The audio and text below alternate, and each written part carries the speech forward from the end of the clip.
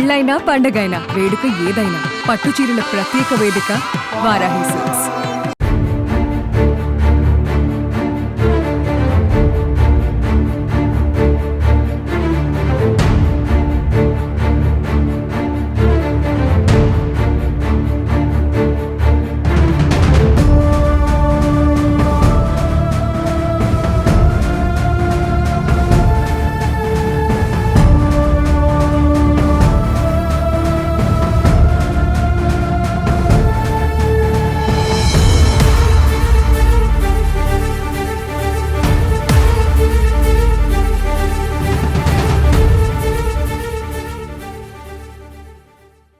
నమస్తే, welcome to Suman TV Karimnagar. నేను మీ Anil. Dump yard కొన్ని దశాబ్దాలుగా కరీంనగర్ ప్రజలను పట్టిపీడించిన సమస్య. ఈ డంప్ యార్డ్ పైన ప్రస్తుతం ఒక ఉద్యమం మొదలైంది కరీంనగర్లో. అటు చిన్న నుండి పెద్ద వరకు అటు మహిళలు పురుషులు రోడ్డెక్కిన పరిస్థితి ఏర్పడింది. గతంలో చాలా మంది ప్రజలు కూడా ఈ డంప్ యార్డ్ పైన స్థానికులు ఉన్నప్పటికీ కూడా చాలా మంది పట్టించుకోలేదు. కానీ ప్రస్తుతం మాత్రం ఈ డంప్ యార్డ్ పైన చిన్న పెద్ద ముసలి ముతక పురుషులు మహిళలు తేడా లేకుండా అందరూ రోడ్డెక్కిన పరిస్థితి ఏర్పడింది. ఒక ఉద్యమం లాగా చేస్తున్నారు.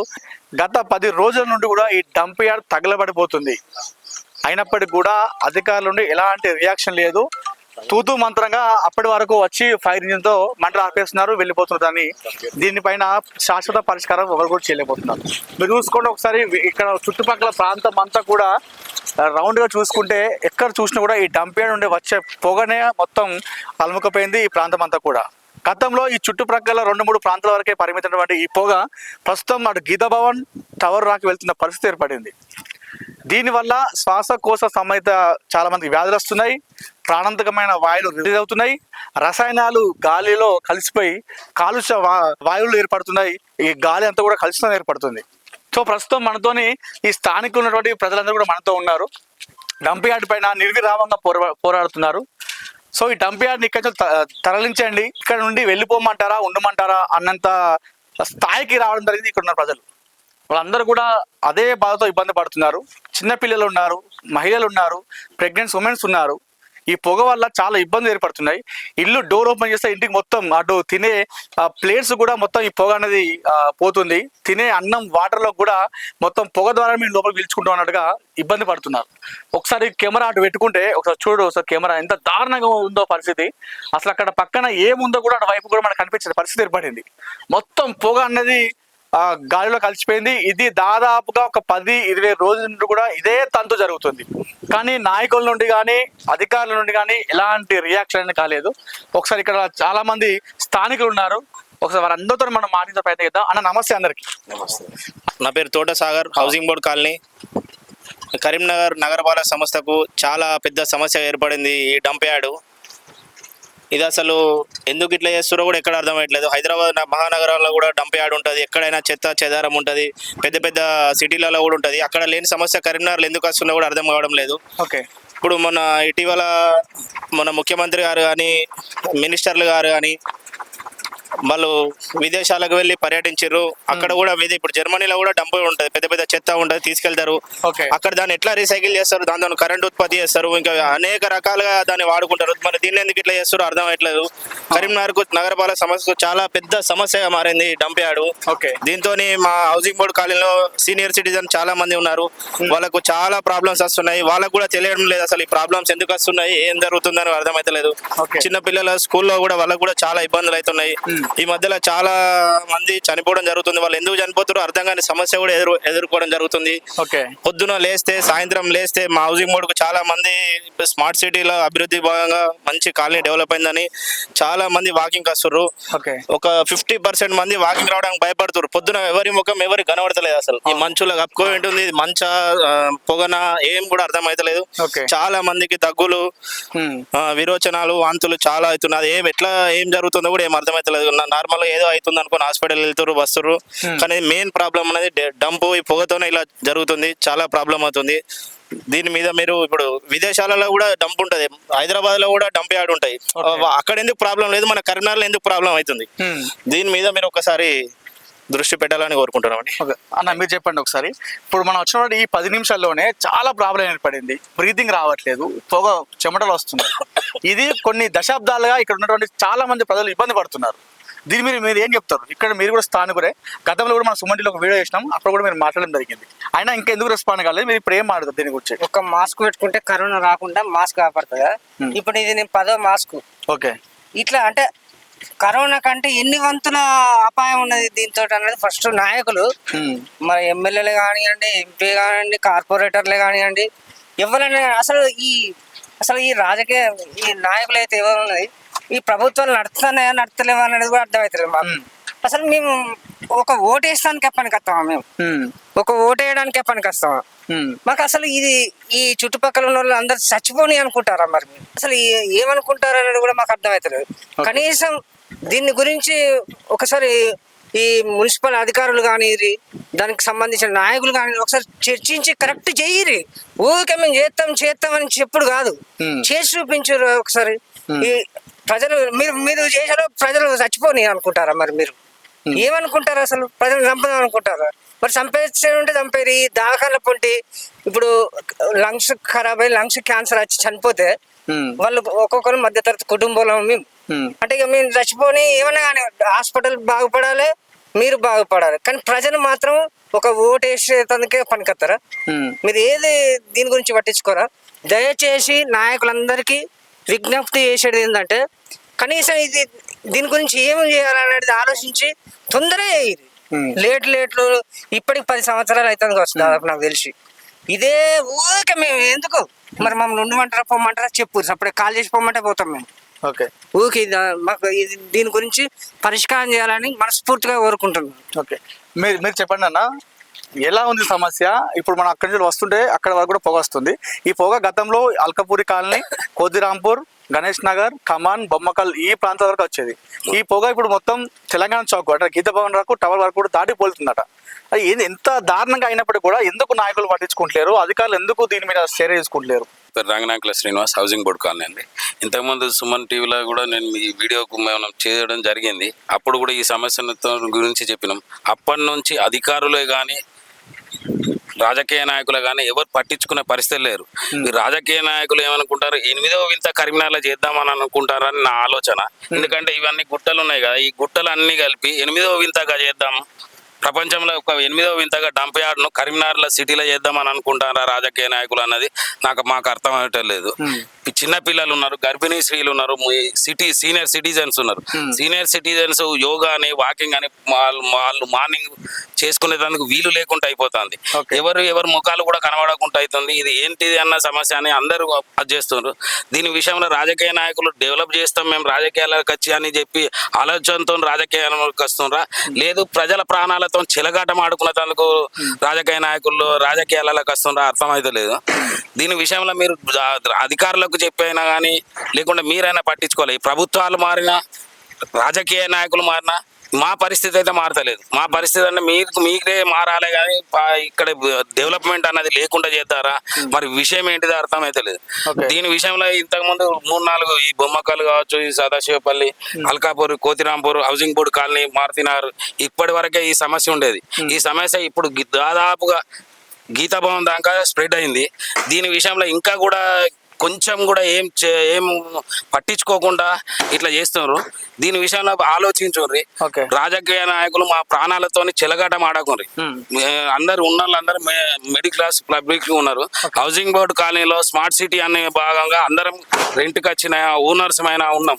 ఇప్పుడు స్మార్ట్ సిటీకి ఇక్కడికి వెళ్ళి కాల్ చేసి ఎటన్నా పొమ్మంటారా? ఎటు పొమ్మన్నా కానీ ఇంచుమించు ఇప్పుడు గీతా భవన్ దాకా వచ్చింది, ఇంకా ముందు పోతుంది కావచ్చు.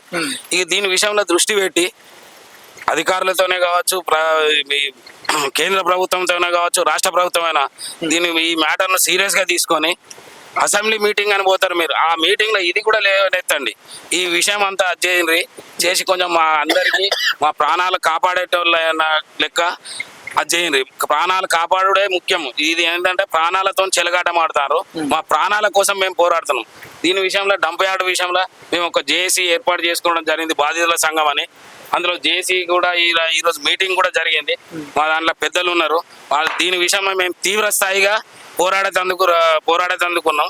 గణేష్ నగర్ మీది ఇది కొంచెం ఇక్కడ నుండి కొంచెం కూతవేడి దూరం. గతంలో అంత దూరం రాకపోయి వచ్చేది కానీ ఇంత ఉండేది కాదు, కానీ ఇప్పుడు అది కూడా దాటిపోయి ఇళ్ళ మీ డోర్ ఓపెన్ చేస్తే కూడా ఇంటర్లోకి వచ్చిన పరిస్థితి ఏర్పడింది. ఎట్లా ఉంది పరిస్థితి డంప్ యార్డ్ వల్ల? నమస్తే అండి, నా పేరు పసుల శ్రవణ్, మాది గణేష్ నగర్ ప్రాంతం. కరీంనగర్ నగరపాలక సంస్థకు ఈ డంప్ యార్డ్ అనేది ఒక పెద్ద సమస్యగా మారింది, ఒక గుదిబండలాగా మారింది. కరీంనగర్ నగరపాలక సంస్థ గత కొన్ని దశాబ్దాలుగా కరీంనగర్ అనేది ఈ డంప్ యార్డ్ సమస్యను ఎదుర్కొంటుంది. కరీంనగర్ నగరపాలక సంస్థగా ఏర్పడినప్పటి నుంచి కరీంనగర్ లో జమ అయ్యే చెత్తను మొత్తం తీసుకొచ్చి ఇక్కడ డంప్ చేస్తున్నారు. అదేవిధంగా నేడు కరీంనగర్ నగర మున్సిపాలిటీ నుండి నగరపాలక సంస్థగా ఆవిర్భవించింది. అయినప్పటికీ కూడా ఈ డంప్ యార్డ్ సమస్య అనేది ఇలాగే ఉంది. అదేవిధంగా ఇప్పుడు కరీంనగర్ అనేది ఒక స్మార్ట్ సిటీగా అవతరించింది. అయినప్పటికీ కూడా ఈ సమస్య మాత్రం తీరడం లేదు. ఈ డంప్ యార్డ్ వల్ల గణేష్ నగర్ కావచ్చు, హౌసింగ్ బోర్డ్ కాలనీ కావచ్చు, అదేవిధంగా కోతిరాంపూర్, అదేవిధంగా బొమ్మకల్ ప్రాంత వాసులు కూడా తీవ్ర ఇబ్బందులు ఎదుర్కొంటున్నారు. వాళ్ళు చాలా ఆరోగ్య సమస్యలు ఎదుర్కొంటున్నారు. ఏదైతే శ్వాస సంబంధిత వ్యాధులు కావచ్చు, అదేవిధంగా వివిధ రకాల అనారోగ్య సమస్యలు ఈ పొగ వల్ల, ఈ దుమ్మి వల్ల, ధూళి వల్ల అనేక సమస్యలు ఎదుర్కొంటారు. ప్రతి ఎండాకాలం వచ్చిందంటే ఇదే సమస్య. దీనిలో మంటలు అంటుకోవడం, ఈ డంప్ యార్డుకు పొగలు రావడం, దానివల్ల వృద్ధులు కావచ్చు, చిన్నపిల్లలు కావచ్చు తీవ్ర అనారోగ్య సమస్యలు ఎదుర్కొంటున్నారు. ముఖ్యంగా ఈ డంప్ యార్డ్ సమస్యను తీరుస్తామని చెప్పేసి చాలా కాలంగా ప్రభుత్వాలు వాగ్దానాలు చేస్తున్నాయి, నాయకులు వాగ్దానాలు చేస్తున్నారు, కానీ ఈ డంప్ యార్డ్ సమస్య అనేది తీరడం లేదు. చాలా సార్లు కార్పొరేటర్లు కావచ్చు, మేయర్ గారు కావచ్చు, అదేవిధంగా స్థానిక శాసనసభ్యులు కావచ్చు స్టడీ టూర్ల పేరుతోని విదేశాలకు పోయి అక్కడ డంప్ యార్డ్ ఏ విధంగా ఉంది, ఆ డంప్ యార్డ్ ద్వారా ఏ విధంగా రీసైకిల్ చేస్తున్నారు, దాని ద్వారా ఏ విధంగా విద్యుత్ ఉత్పత్తి చేస్తున్నారు అని చెప్పేసి లక్షలు వెచ్చించి స్టడీ టూర్ల పేరు మీద అక్కడికి పోయి చూసి వస్తున్నారు తప్పితే ప్రజాధనంతో దాని అమలైతే డంప్ యార్డ్ ని ఈ విధంగా ఇక్కడ కరీంనగర్ నగరంలో ఏ విధంగా దీన్ని రీసైకిల్ చేయాలి, ఏ విధంగా దీని చెత్త ద్వారా మనం సింగపూర్ దేశాల్లో కానీ అభివృద్ధి చెందినటువంటి దేశాల్లో చూస్తే చెత్త ద్వారా విద్యుత్ ఉత్పత్తి చేస్తున్నారు. ఆ విధంగా కరీంనగర్ లో కూడా ఉత్పత్తి చేయాలని చెప్పేసి స్మార్ట్ సిటీ ప్రాజెక్ట్ లో భాగంగా ఒక ప్రణాళిక ఉంది. ఆ ప్రణాళికగానే మిగిలిపోతుంది తప్పితే దాన్ని ఈ డంప్ యార్డ్ ని విద్యుత్ కేంద్రం ఏర్పాటు చేయడం కానీ అటువంటి ప్రాజెక్ట్ ఏది కూడా ఏర్పాటు చేయడం లేదు.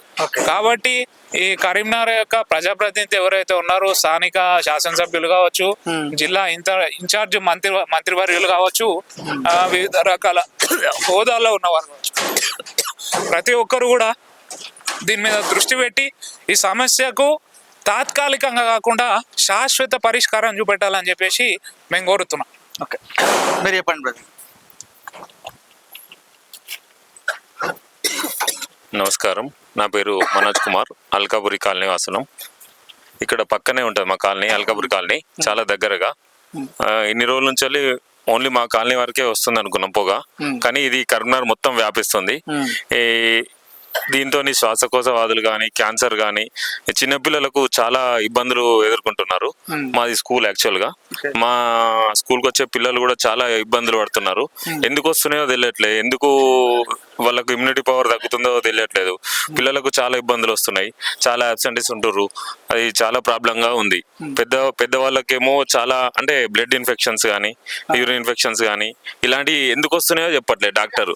అంటే వస్తున్నాయి కాకపోతే ప్రాబ్లమ్స్ వస్తున్నాయి. డాక్టర్స్ ఏం చెప్తున్నారు, ఈ ప్రాబ్లం, ఈ ఇన్ఫెక్షన్ ఉంది, అది అసలు ఎందుకు వస్తున్నాయి అనేది ఎవరు చెప్పట్లేదు. హాస్పిటల్లో చాలా కేసులు అయినాయి.